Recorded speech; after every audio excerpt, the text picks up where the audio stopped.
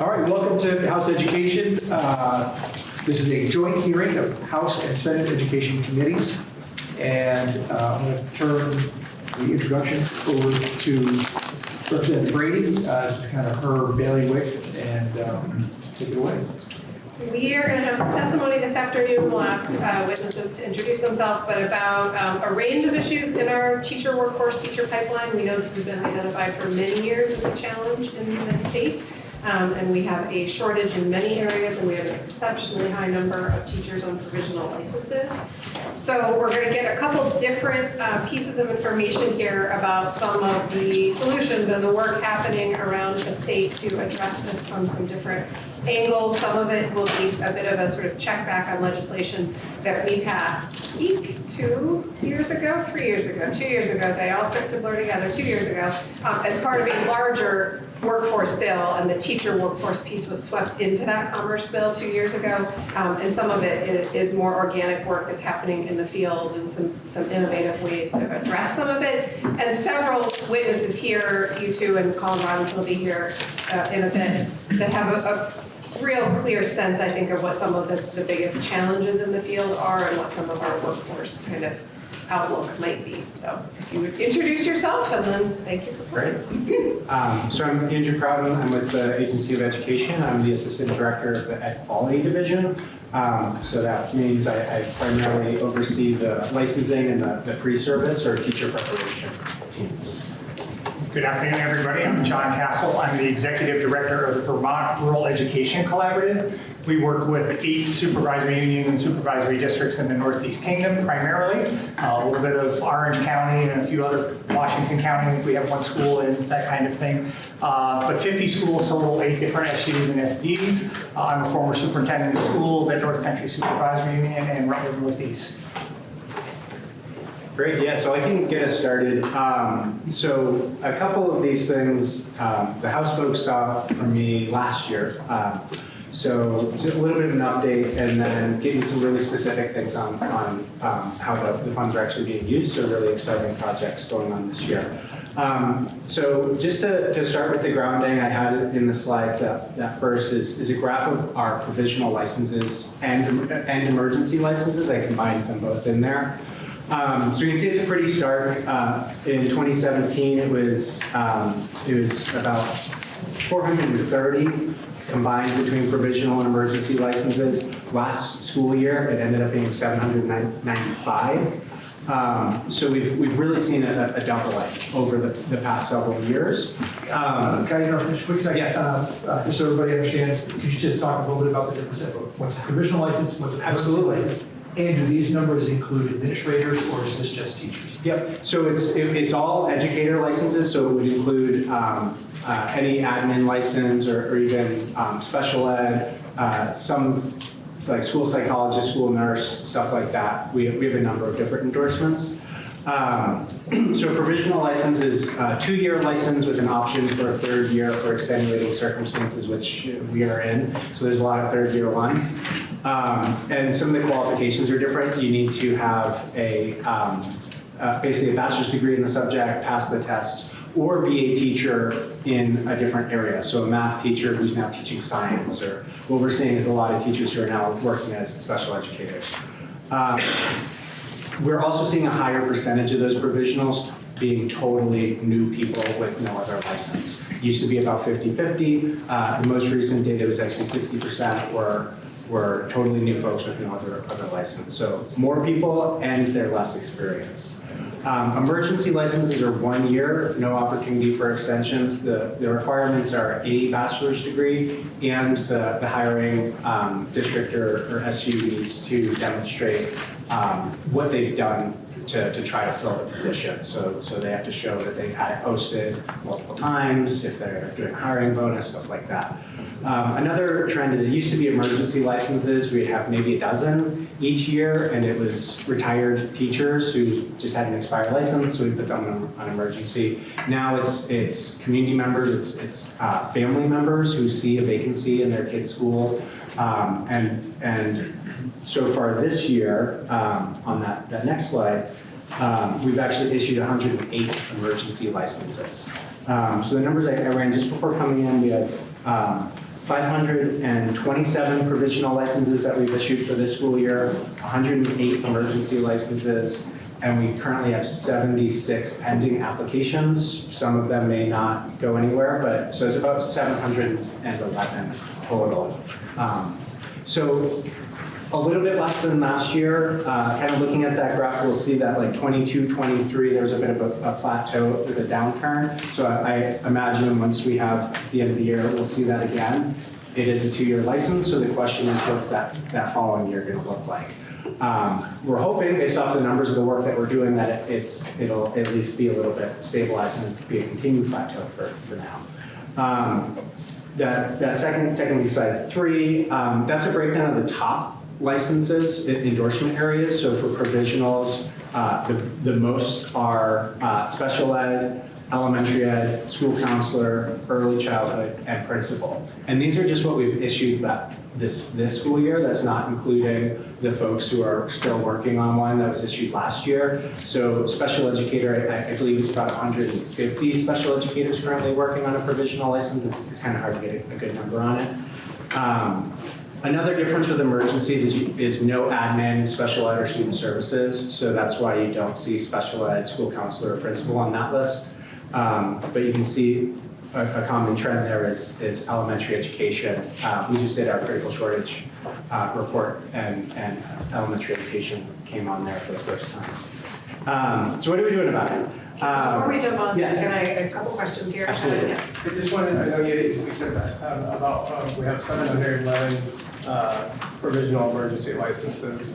What's that out of, like, what's the total that we have? So what's the percentage Of total teachers? Yeah, what's the percentage of the 711 out of that? Yeah, I think it's around 7,000. I don't have the exact number of total teachers. 10%.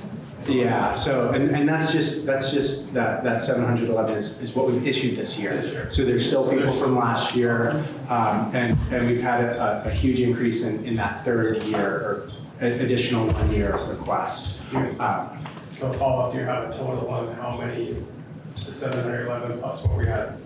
What's the total? Of people who are working, that one's harder to get.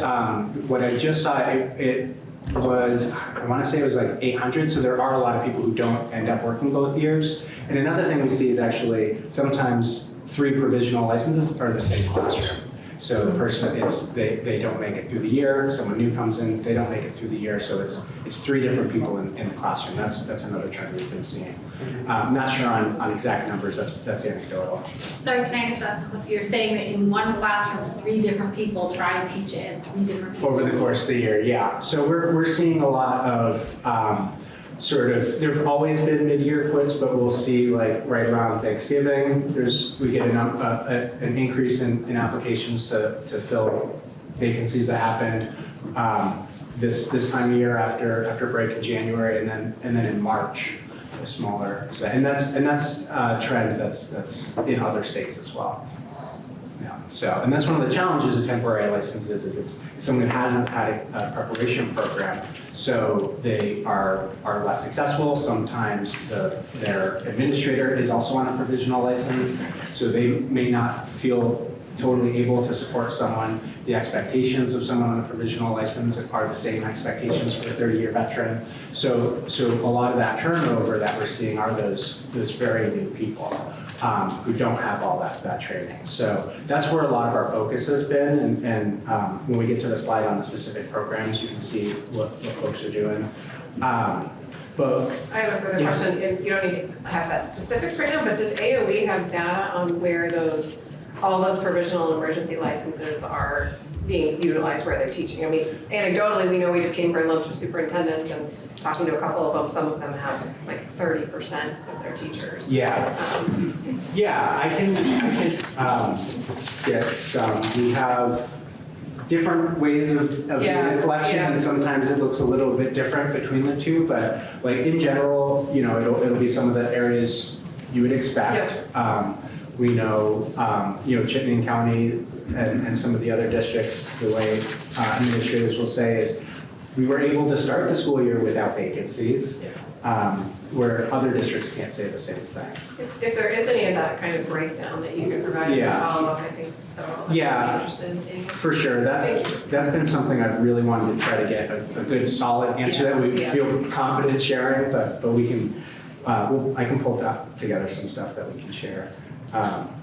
So one of the first things we did after the Emerging Pathways grant, we really needed to expand our capacity. So we partnered with the Department of Labor and applied for a federal grant. So that's the State Apprenticeship Expansion Formula. And we were able to get a new position on our team. So our Emerging Pathways Coordinator, Amelia Worsberg, she's awesome, from St. Johnsbury, former humanities teacher. So she's really been able to drive a lot of this, provide direct support to John's team as well as the other grantees. And then we're continuing that partnership. We're looking at some of the additional competitive grant opportunities. That's a conversation we're having right now. As you can anticipate, things are weird with some of those federal grants this week. So in addition to the Emerging Pathways, I did want to highlight too that the part of that bill was the 30,000, what we're calling the affinity group program. So those funds were awarded to the Education Justice Coalition to provide staffing for the Vermont Educators of Color Association. Some good numbers there, 100 members. They've developed partnerships with 10 districts and schools. They're having weekend-long retreats for members and their families, so that's what part of the funding is. But the most exciting for me is, they have, the folks on their staff have this experience of looking into that idea of retention, right? And I think that's one thing that we don't want to shift focus away from recruitment, but I think we're really starting to think about that idea of retention a lot more. We really need to. So they're working on a Why We Stay research project. It's focused on Vermont educators of color, but a lot of what we see in some of the national research is there's very similar trends that we see, especially when we talk about other marginalized groups, rural communities, et cetera. So really excited for that project, and I'm sure they'll be here in front of you at some point. They usually are. So as far as the Emerging Pathways grant, we had 6 applicants, and the total requests was, I wanted to say it was like 630. So we went back and forth, and we just decided like all of the applicants had really good ideas. We gave them about 80% of their requests. We just went forward with all of them.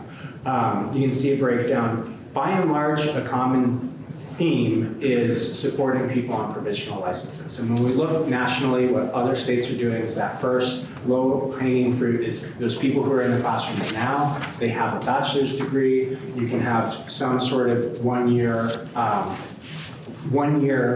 alternative program to really get them that license so they can be retained, right? So this is that idea of that retainment coming in of how can we stop that cycle of those provisional licenses expiring and someone new? How can we get someone who the district is really happy with to get them the supports to be successful? And in some cases too, thinking about how we can have those continued supports so we can think about their growth throughout their career over a few years as well. And so really changing that dynamic in thinking. But at the same time, we need to start thinking about some of those next pieces. There's a lot of para-educators who don't yet have a bachelor's degree. They want to get a bachelor's degree. They want to get a license. So some of the groups are doing some of the research on that. We're starting to have some conversations. I'll talk on the last slide of kind of what our vision on that is, as well as starting that really early recruitment with high school students. So many teachers you talk to, they decided they wanted to be a teacher when they were in high school. That was true for me, true for most of my colleagues. So how can we make sure that we can capture them, give them those opportunities, send high schoolers into the elementary school, get and have that experience count, get those practicum hours, get some of that early college, stuff like that, so that way they can transition into a program. And then another thing that you did was the waiver of the $1,200 peer review fee. I'll be honest, a lot of us, we kind of like gulped when we first heard about it because we've had a huge interest and it's been really, really great. And one thing I wanted to highlight is it's caused us to be really innovative. You can see on that slide 7, last fiscal year, we almost doubled the amount of people who went through that program. We'd usually have around 70 or 80 people per year. We had 140 last fiscal year, and this fiscal year we've had 80 already.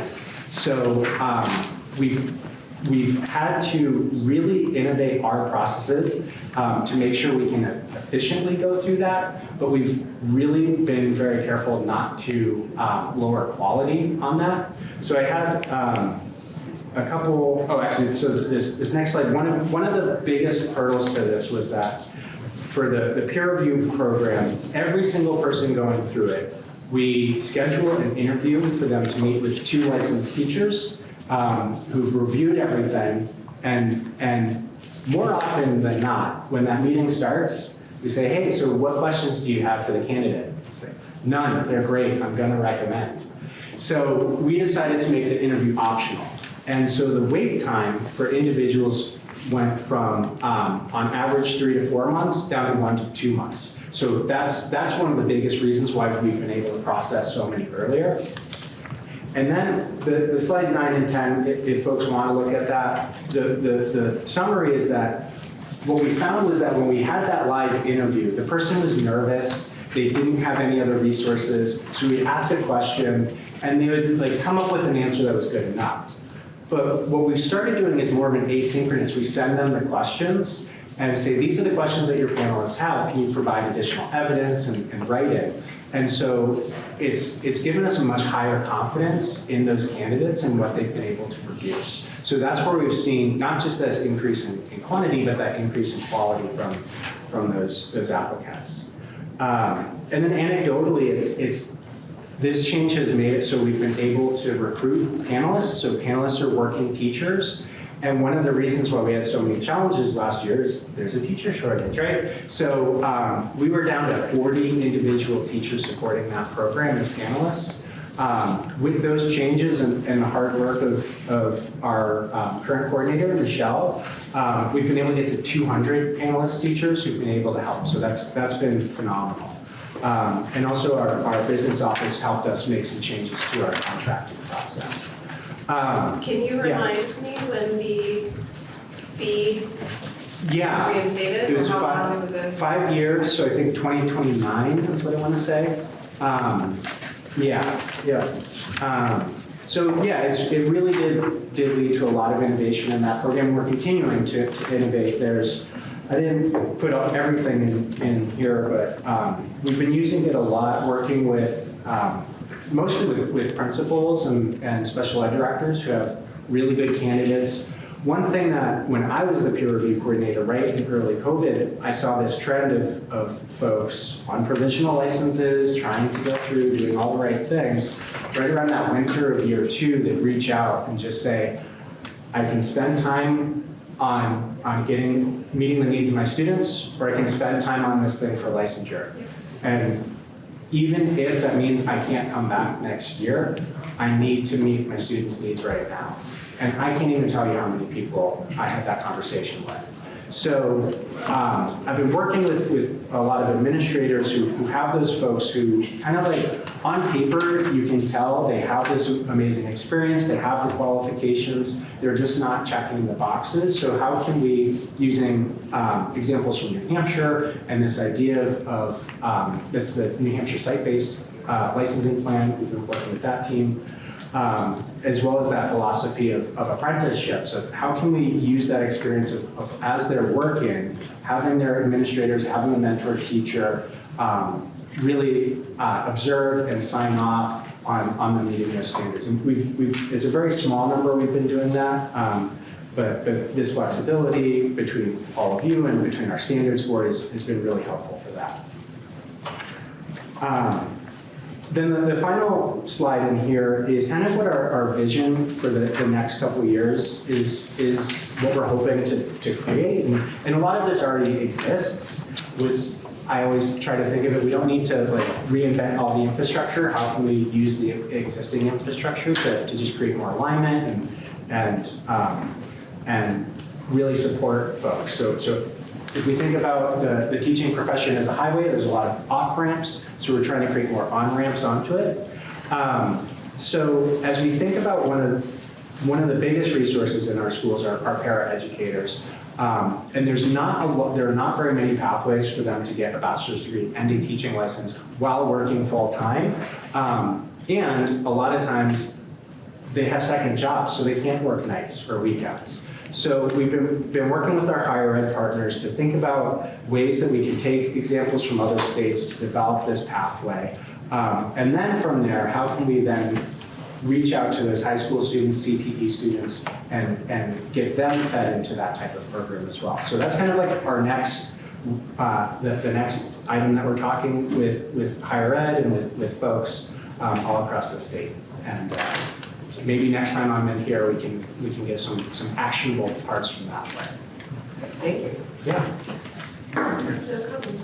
Thank you. Do you track likely retirements or what our turnover is going to be coming up in the next 5 years? Yeah, I need to do a better job of really engaging with the retirement folks. Every now and again, I'll send an email, but I have not been able to get that. That's something I really would like to have so I can make some of those predictions.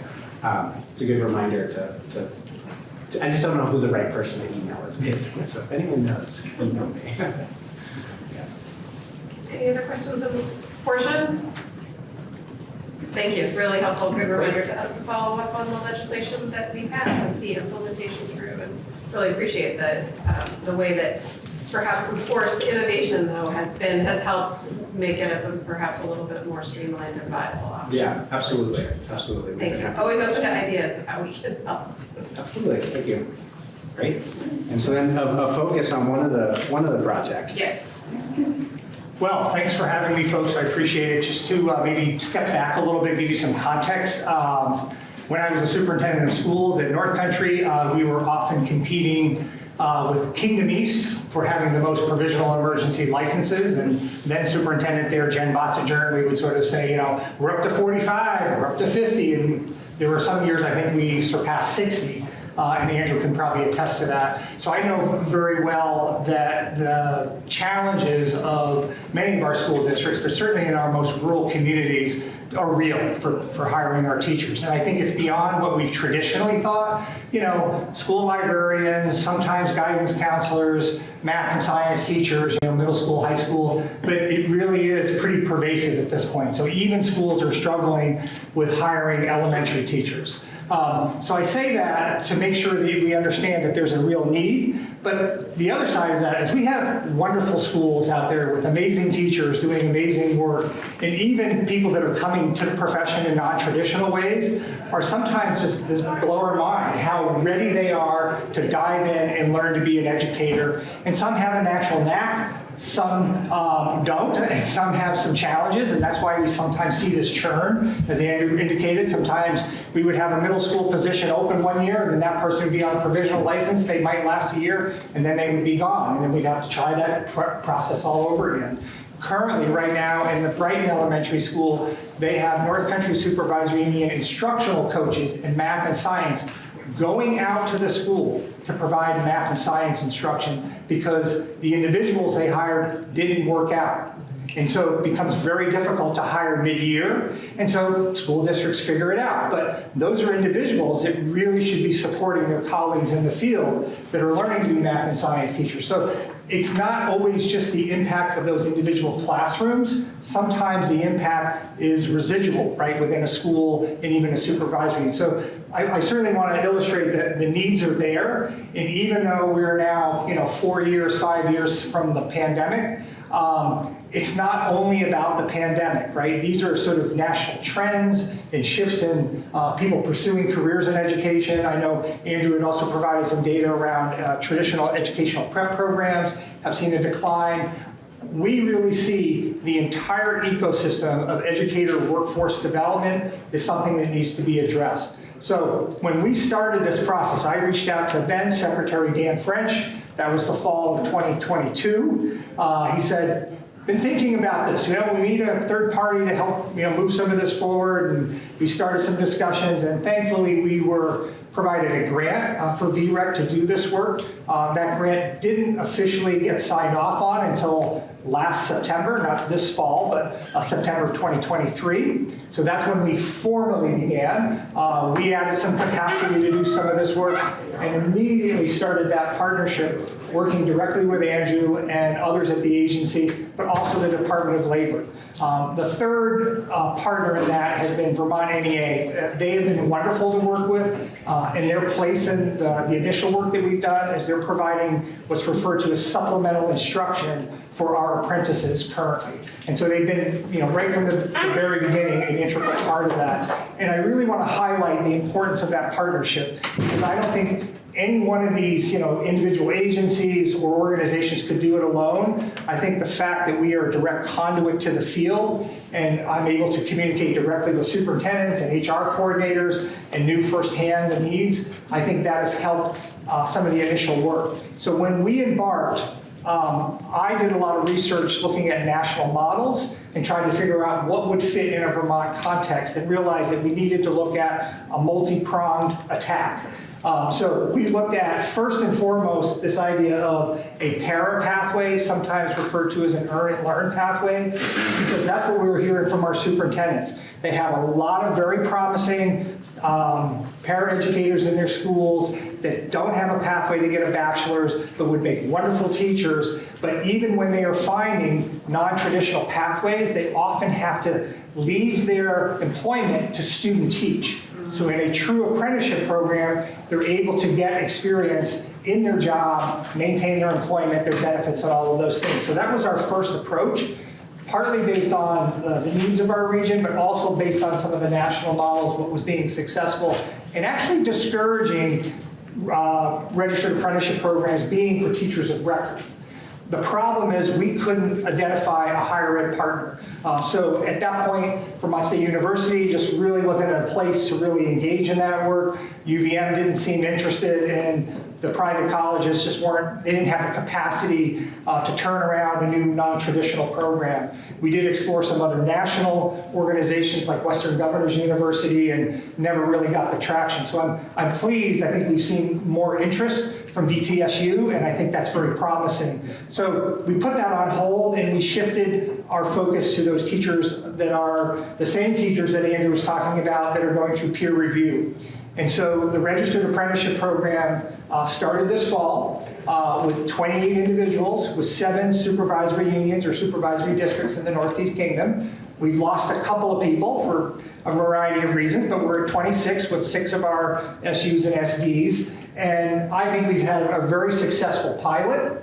And again, that very synergistic work with the Department of Labor. They've been very good about the whole process of becoming a registered apprenticeship program. But really, it's Andrew and Amelia have been a great resource to work with, and certainly our individual school districts. So these are individuals that are able to currently essentially piggyback the peer review process. So they're technically getting their license through peer review, but they don't have to complete the peer review portfolio like other individuals, because their competencies are going to be signed off by their building administrator. So it's a bit of a hybrid until such time we review it again with the state standards board, and sort of, it evolves and I think it proves itself. But I think that's been a very successful model. I think the goal is certainly to go larger, so it's not only in the Northeast Kingdom. I'm again very pleased that hopefully, even potentially, that we would launch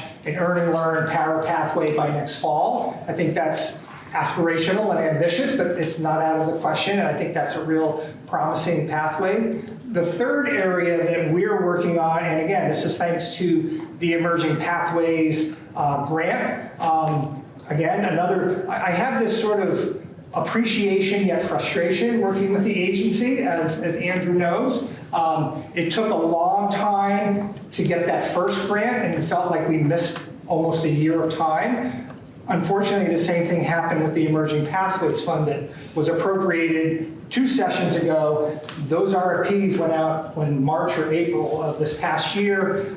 Grants were awarded in May to be expended by June 30th, which just wasn't going to happen. Then things got caught in carry forward, right? So it's just all the bureaucracy of all of that. So we didn't get a formal award until October.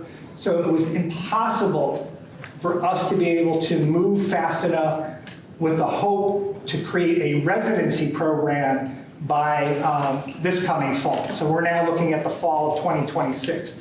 So Andrew mentioned before that we're really starting to look at things like retention. And that's one of, I think, the biggest issues that I think is underappreciated. So even in the provisional license mode and emergency license, you got to fill positions, you do everything you can, but we're seeing too many times that that's not successful. A residency program, the data behind that nationally are some of the most successful around retention, where individuals have this long runway to get up to speed. So a resident would work embedded in a school with a master teacher for an entire year. And we even learned about a program in New York State that's 2 years, which is a very large investment. But even that investment for a year, somebody would be employed, they're receiving benefits, they're getting a master's degree potentially paid for, depending if it's an MA program or a BA program, and they're getting all of that experience. Whereas even in a traditional educational prep program, which we certainly value, is typically 9 to 12 weeks of student teaching, which really isn't enough for the success of a young teacher. So a residency model, we're again very thankful that we have the grant from the agency to work on that. We're working with an organization nationally called the National Center for Teacher Residencies. And I think Andrew will also attest that some of these national organizations that have capacity that support some of this work, they're able to demonstrate other models and show models and provide a scaffolding. So the 4 institutions of higher ed that have expressed interest are UVM, Champlain College, the Vermont Higher Ed Collaborative, and the Vermont Math Initiative are all interested in potentially pursuing a residency model. And so we are just beginning that work with those higher ed partners. We'll explore that. At some point, hopefully one of them or more than one of them will take the ball and run with it and look to develop a residency model. It would probably not be exclusive to the Northeast Kingdom. I think it would be something that would be statewide, which is something I embrace. But I think that's very promising.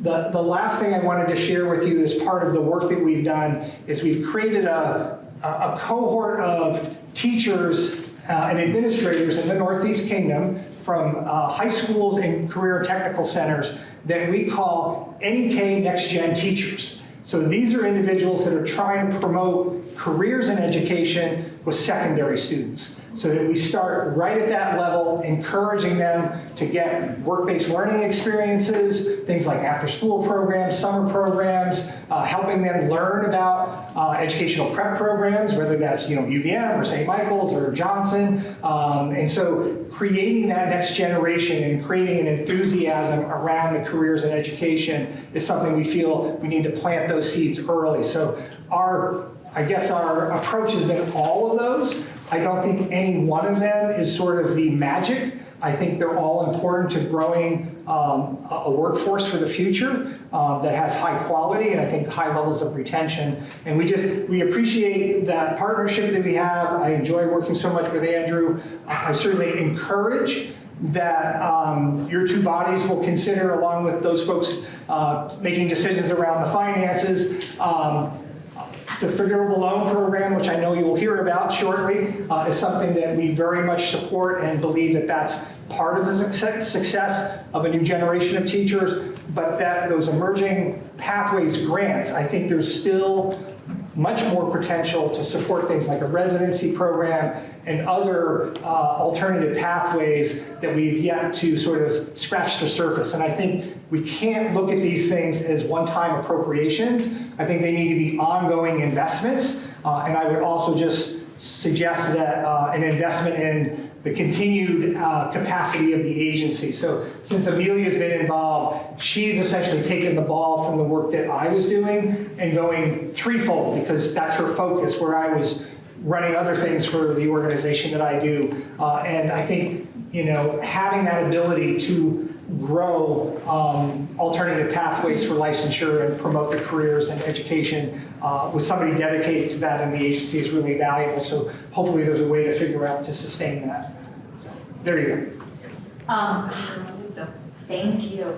So I'm new to education, so I'll try to go into the lane that I'm familiar with. Everything I look at, I view as a housing problem, and I can't talk to a single employer without it coming back to a housing problem.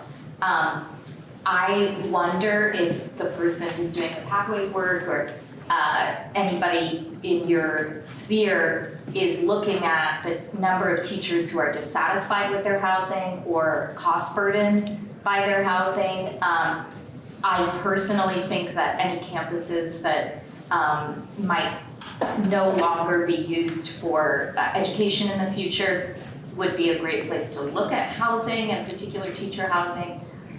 So I can't talk to an employer without saying, I hope you're thinking about housing and actually at the table on that topic. Yeah, I can start. Absolutely. I mean, we have a large number of teachers from out of state who come to Vermont, and we hear every year from principals who they've secured a very qualified teacher, years of experience, they have the contract, and then a couple weeks before school, they couldn't find a house. And so then they scramble to get someone on a provisional. So that's definitely a component. What's within my capacity and my levers that I can pull is that's one of the reasons why we want to support our educators and other community members who already have a house, live within walking distance of their schools at times. So and that's another way that you can retain someone. Another piece we didn't talk about is that so many times a lot of districts, they hire a new teacher, recent graduate, invest in them for a few years, and then they'll leave. They'll move back to Chittenden County or find a district for sometimes out of state with higher pay. So that's where that focus of really how we can grow our own from the communities who have the homes, who oftentimes have family members who are students, and being able to build relationships with students when you have that connection as well. But absolutely, I mean, if that we hear from superintendents all the time about how housing issues really affect their retire. I would just say absolutely. It's definitely a major concern, and I think, and I'm a member of the Commission on the Future of Public Education, along with Peter and certainly many others. And so I think when we think about some of the solutions, it's more than just education, right? We need to be looking at all of those things. And I think, housing is definitely a key component. And it's not only teachers. I think it's an impact on all staff, right? So there's challenges of hiring paraeducators and hiring bus drivers and other, custodians. I even had situations where we had principal candidates from out of state that said, very interested in this job, but I looked at your regional housing market and can't believe what the costs are if they're coming from some other rural area in Minnesota or Wisconsin or something, and just say, I can't make the change, right? That what I'm currently making is, with the housing cost, is something more than what I would make there. So I think it's definitely access, but also cost. Other questions? Just to clarify, the emerging pathways and the loan forgiveness, these were all one-time appropriations, right? Correct. They are not ongoing appropriations. Yep, and appreciated. So I would just encourage to look at them again and consider them again, given the needs that aren't going away. And I think some of this becomes an inducement or access for higher ed, right? So that they have some capacity to build out programs. That's one of the things that we've been hearing. Certainly, this whole discovery around a residency model, we received about $75,000 to support this initiative, and that's really great. but probably are going to run out of money. And hopefully higher ed partners will be able to take the ball and run with it. And, Amelia and Andrew can kind of keep things moving. But it's surprising, very small investments. And when you think about the whole scheme of things, that I think can make a major difference in that teacher workforce. All right, thank you very much. Thank you. Another part of that package was forgivable loans for teachers, so we're going to get a little bit of detail on that as well. Give a check back on our work and considerations for future investments.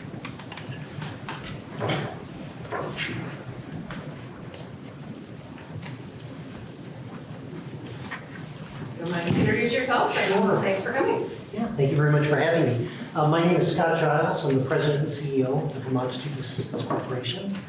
And it's a pleasure to see some new faces and some familiar faces in different seats, so that's all wonderful. My testimony will be fairly brief, largely just to report back on the initiative that we worked with this committee on in FY24. It's hard to believe that it was both that long ago and that quick in many ways. And for context, I don't think I need to tell the combined committee about the nature or the magnitude of the challenge that we face with regard to our educator workforce. At this point, it's a statewide challenge that, as John and Andrew indicated, is particularly experienced in our rural communities, and that means everywhere here in Vermont, because we are the most rural state in the country. And my observation, having worked in this area a little bit and in other workforce areas, is that there's no one magic bullet to addressing a situation like that. It requires multiple approaches, collaboration, and a lot of creativity. And I think some of that creativity you heard beforehand. So I'll just talk a little bit about the program that we worked on together. This program, the Teacher Forgivable Loan Program, we call it a Forgivable Loan Program because that's the structure of it. But another way to think about this is as a scholarship with a work requirement on the back end. And that work requirement is that an individual who receives a scholarship under this program is obligated to work in Vermont for a year as a teacher for each year that they received a scholarship. We are now 2 years into this program, so we have relatively few people that have moved into the workforce, but this coming year we'll start to see those numbers begin to change, and we look forward to reporting back on what those numbers look like. Before I jump into the demand for the program, I shared some of this in the slides that you've already seen. I do want to offer some context. This year was a rather crazy year for those of us in the higher education space. If you had a reason to be active in this space, you know that the federal government completely botched its rollout of the core federal financial aid application that is the foundation for all student financial aid delivery. And an application that was supposed to be available in October was not available for families until really this past May. Nationwide, that resulted in some fairly substantial initial declines in students pursuing post-secondary education. And we spent a good part of our time this past year trying to play catch-up. In fact, in May of this past year when they opened, we were about 7,500 student applications behind. We got almost 7,000 of those done between May and September. And I offer that up because this program, of course, is being offered in that context. And the numbers that I am going to share with you, I think, understate the demand that has built up for the program in the 2 years since we started. I did have the opportunity to report back on this program. In that first year, like all new programs, it was a slow start. We were educating people regarding the availability of the program and what it could offer. And through that process, we engaged both the Vermont NEA, we worked with the Vermont Principals Association, but more importantly, we leveraged our relationships with the higher education community very directly, and we're able to engage the leaders of all the education programs in the state. And the result of that was pretty dramatic in terms of participation in the program. And what I would like to report out, it's on, I think, page 3 of the slides that we shared with you. In the first year, we had 74 individuals that we awarded. This past year, and I should comment that we received $2.5 million worth of from one-time sources with the authority to carry it forward so that we could continue to make awards. That first year, we made the 74 awards. This last year, we spent all of the money, having made 166 awards. And there were nearly 200 applicants that we were unable to fund as a result of this. And I want to echo something that I heard from your earlier testimony. As you know, VSAC has outreach counselors working in most of the middle schools and high schools, and we have many students who are interested in pursuing careers in education, but are also anxious about the cost-benefit, kind of relationship between an investment in higher education and what they were able to earn, on the back end. And as a result, we've oftentimes through the years seen students who really wanted to pursue education, but were nervous about whether or not they would earn enough once they became educators in order to be able to make that investment worthwhile. One of the really powerful things about this program is that it answers that question very dramatically for them. And I think one of the unforeseen benefits of this that we are seeing in the applicant pool and that we will see over time is that this also economically diversifies the students that are interested in pursuing careers in education, which I think is really valuable for us as a community, long term. So, with that, I'll make one final observation, and that is that this program, we now have recipients from every county in the state but one. We're working on Essex County, if anyone wants to help me there. But the reason that that's important, we talked about the challenges getting individuals to commit to rural locations. The one thing that we are excited about with this program is that we are seeing students from every one of these communities participate in this program because they want to become educators. And we have every reason to believe that they want to become educators because of the experiences they had in their own schools and the impact that that had on their own communities, and that their interest in becoming educators will actually translate into their desire to go back into their communities and serve in the same way that they were served. So with that, I will stop and just thank the committee for the support that you provided for the leadership, and know that we will be coming hopefully later to both committees with a very specific budget request for this program. Is it possible to get in a future meeting some of that data about the students, some of the demographics and things of who avail themselves of this, and to see if it met some of our hopes, at least, for expanding access to the teacher Absolutely. workforce? And then are those numbers, the FY24, FY25 awards, are those different students, 74 plus 166, or is it possible that a student got it 2 years? Yeah, so 20% of those awards are returning students coming back in who will then have multiple years of obligation. In Vermont, 80% of them are new awards. So roughly 200-ish individual new teachers. And the missing 200 that didn't get awards all would qualify for them. Yes, we have not run all of those numbers. Once we have the cutoff, we don't run their full age calculation and eligible. I would conservatively say 150 of them, based on what we've seen before, would be eligible to have resources. And we also, I assume, don't have data that says, but for this program, did they leave, did they stay? We don't have that yet. What we do have is anecdotal information. This program is, now that this program is 2 years in, we are starting to hear stories from the students themselves. Who have questions about whether the program will continue and, what this could mean for them. I will just kind of share, again, it's an anecdote. I was talking with one of our outreach counselors yesterday, who has got a student who is very seriously interested in pursuing education, and this scholarship would be the thing that would make the difference for her in her ability to attend an institution and much less pursue a career in education. Other questions? All right. Thank you very much. Thank you.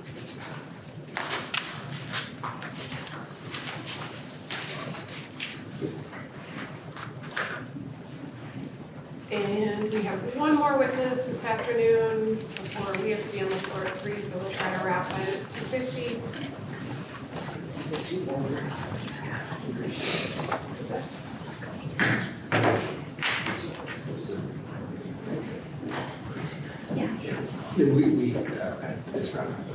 We don't make schedules. I can utilize as much time as committees. All right, so as long as we are talking teacher workforce, a little bit more insight, and also I know Colin, the NEA, has worked with all of these different programs and pathways and ways to try to bolster our teacher pipeline and support teacher retention. So appreciate your time today. Great. For the record, Colin Robinson, Vermont NEA. Good to see many of you again. This is my first time in front of both of your committees.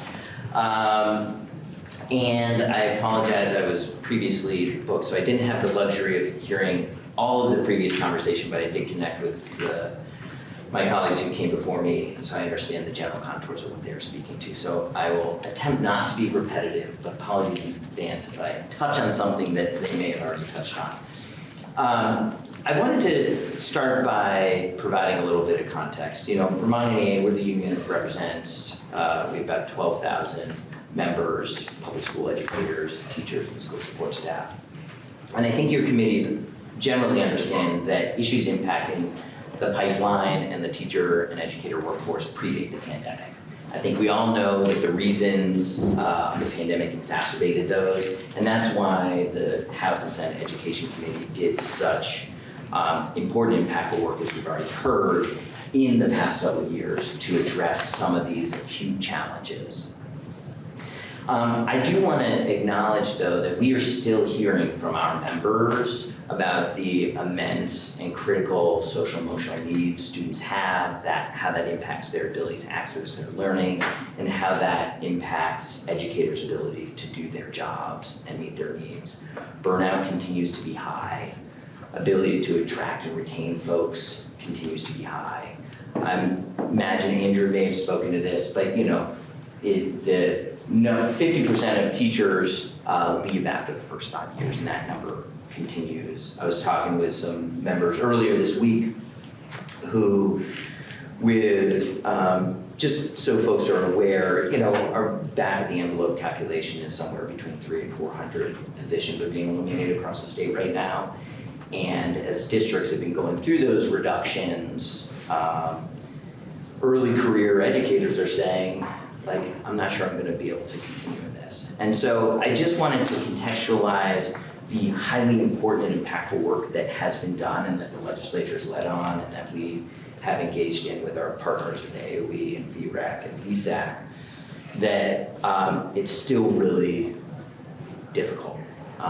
And overlay that with the conversation that you were embarking on coming out of yesterday that could have seismic impacts. Two other things that I just want to highlight as it relates to, I'm not sure the role of public policy on this, maybe the role of the legislature, but there continues to be a significant limited number of substitute teachers. And so that results in teachers and school support staff and principals and administrators triaging every day in the best way possible to have adults supporting students in the ways they can. However, it is and continues to be acute. So what I wanted to lift up in that context is that we have been doing really good work. And you heard from Andrew and John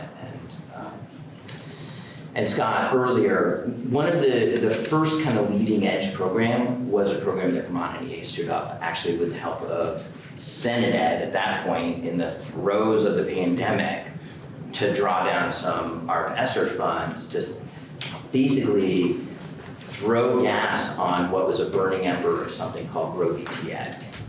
And what we are seeing, you heard Andrew speak to this, is that at its peak, we had over 1,200 educators on emergency and provisional licenses. And it was clear that these folks were coming in, many of them trying to do their best, but needed critical supports to not only meet the needs of their students in their classroom, but if they wanted to make a long-term career of this, actually attain permanent licensure. And the AOE has and continues to have their peer review process. But for educators who are teaching full-time, who maybe didn't come with an education background or changing careers, that can be a really daunting process. And so my colleague, Dr. Juliet Longchamp, who is a 30-year educator at Wilson Central School, worked with AOE and stood up a program to provide robust peer mentorship and scaffolding to shepherd folks through the peer review process. And we've continued that over the past several years, and to date we've had 88 folks sort of matriculate through that program, and we still have over 100 folks in process. And so those folks are going through cohort support, receiving mentorship, and really helping to ensure that when their provisional emergency license ends, that they have submitted their portfolio to receive permanent licensure, to begin their career, to be able to continue to provide the education to their students. So this has been a really phenomenal success. And it was sort of out of, again, it was kind of this crisis moment, and we worked with, again, then Senator Campion, Chair of Education, to say, okay, let's do this. Came back, worked with your committees in the subsequent session to get additional funding. And here we are. That funding is going to be ending. However, we're going to continue to run the program. Julie's going to continue to support educators through the peer review process. And to that end, though, she has been working really closely with VREC, AOE, and DOL on the teacher apprenticeship program. And she really does see that as the next phase of this, because trying to become an educator while teaching is really difficult, and the mentorship and supports are more robust in the apprenticeship program. And so that's a really, really exciting that that's been able to launch this year. And then, as you just heard from Scott, I remember working with Representative Brady and other members of House Education coming in. I was looking at my testimony from 2003 saying we need to do a teacher student loan forgiveness program like was done for nurses, because this was modeled after a program that VSAC had done for nurses. And we were like, we think there's going to be interest in this. We hope there's going to be interest. There should be interest because there's important need here. And the work was done to pass it, and obviously Scott just spoke to the immediate, strong, and visceral response. And so going forward, I would say as the committees that are focused on making sure our students have the resources they need to receive the education that they deserve, and that their educators, including teachers and others and support staff, have the resources, recognizing that the support there's a lot that you can do to help in the pipeline. However, and there's been a lot of good work there. I think going forward, making sure that things like working conditions and compensation are addressed. Quite frankly, I'll talk about school construction, I think is an area where when students are learning and educators are teaching in buildings that haven't been able to be maintained in the way that they're needed, that has an impact. And so we see things like that as really critical to making sure that we're able to attract and retain high quality educators now and into the future.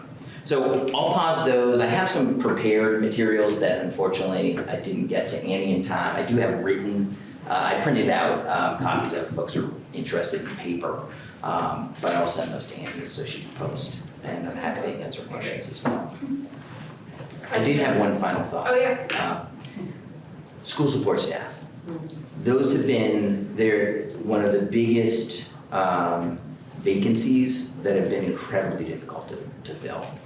And I think oftentimes folks think of paraeducators, behavioral interventionists, looking at Representative Taylor, as somehow extra, but they are critical to essential to allowing and supporting students to access their learning and teachers to provide education. and the fact that those vacancies have been so difficult to fill, it just creates stresses for everybody. And, I think school boards and quite frankly, our members through a negotiations process have been trying to address some market factors, where you can go to a national chain and receive higher compensation and not have to deal with some pretty significant challenges that those frontline workers are dealing with. But I just wanted to acknowledge that continues to be a very, very clear area that needs some additional attention. And so to that end, one thing that we've been having some conversations with legislators about that I don't think would fall into the purview of the Education Committee is actually on unemployment insurance. School support staff are one of the few, and I want to say only, but I'm going to say one of the few just because I don't want to box myself in, groups of workers that are categorically ineligible from even applying for unemployment insurance. And on a basic workforce retention matter, these are folks who often end up having to work second jobs just to make ends meet. But if you're in a situation where you find a better gig in the summer months, you're not going to come back in the next school year. And that is going to impact the student you worked with that past year. That's going to impact and create a challenge for the school to hire your replacement. And so if we can have things to mitigate and hopefully support folks to sustain their connection to and hopefully employment with a school in these critical positions, something as simple as allowing them to actually apply. It doesn't guarantee, but they can't even categorically apply right now. So again, there's no panacea here, but I did want to just put a little special extra emphasis on that issue as well. Thank you. It's in the bill that I'm working on in the later. Yes. Thank you. I just want to clarify, everything we've talked about now was the result of our ESSER funds, right? This has all been one time, we were flush, we were able to put some money towards these programs to see if they work. And it seems like they work. Now we're going to have to make some hard decisions about potential future funding.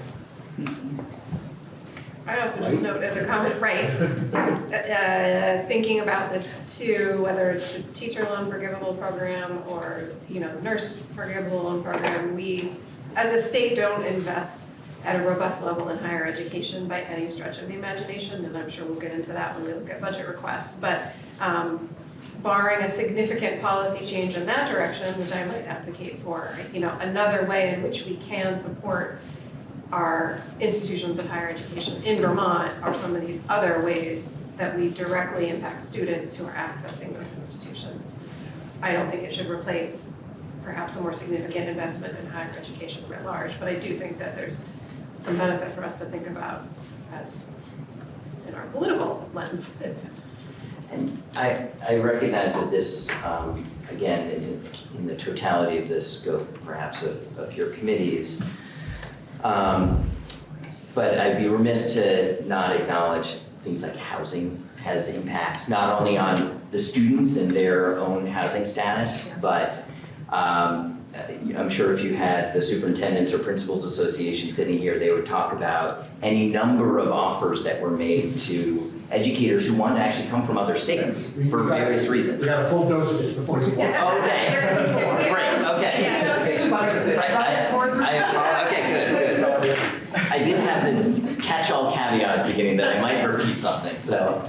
No, I think it's Or no word for me. pointing out, there's no discussion in Vermont that doesn't ultimately circle down to housing. Any other questions from either committee?